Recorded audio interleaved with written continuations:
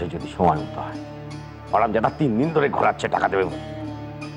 জিনিসটা তো বাবর চাড়ছে, কিন্তু তোর গলায় পা তুলবে না, বাড়ি চলে যায়।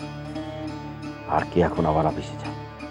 যাই গিয়ে বরং মেয়ে বউকে বিকেলে একটা কিছু বানাতে বলি। হ্যাঁ, বানানো সে মুখও তো আর নেই। ছেলের বউদের হাতে খেতে খেতে মুখ হেজে গেছে। কিছু বললেন? মানে আমাকে কিছু বললেন?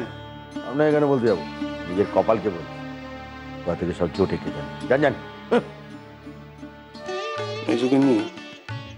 শুধু ইংরেজদের সাথে লড়াই করলেই যে বিপ্লব হয় তা কিন্তু নয়।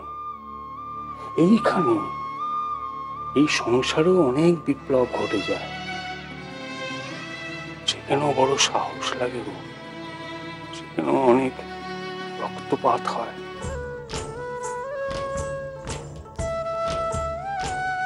মানুষের উপর শ্রদ্ধা হারাবো কেন?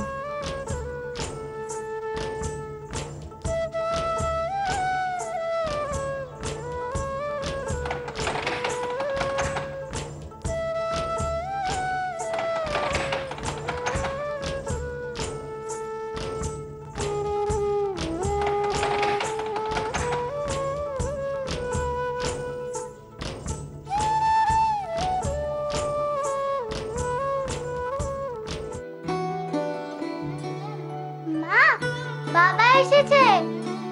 আচ্ছা, আমি চাল বসাচ্ছি, তুই খেতে আয়।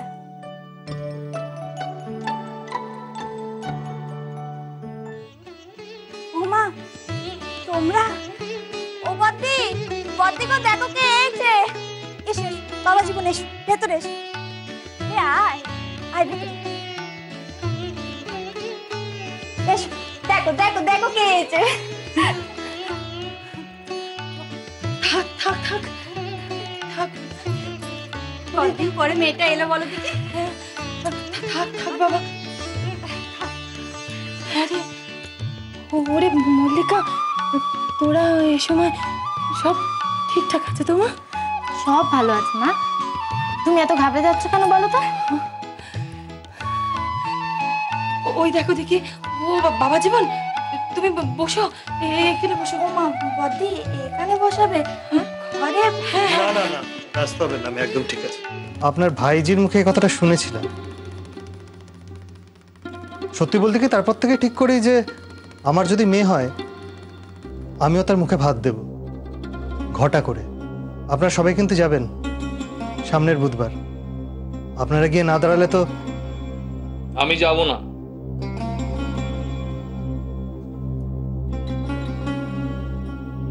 আমি যাব না। আমি চাই না এবারের কেউই সেখানে যা। একে তো মেয়ের অন্নপ্রাশন, তা এবার তোমাদের। কেন?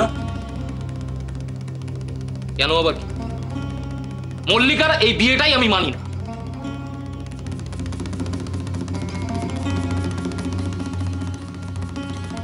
ওই খাতাখানা তুমি কি লিখছো?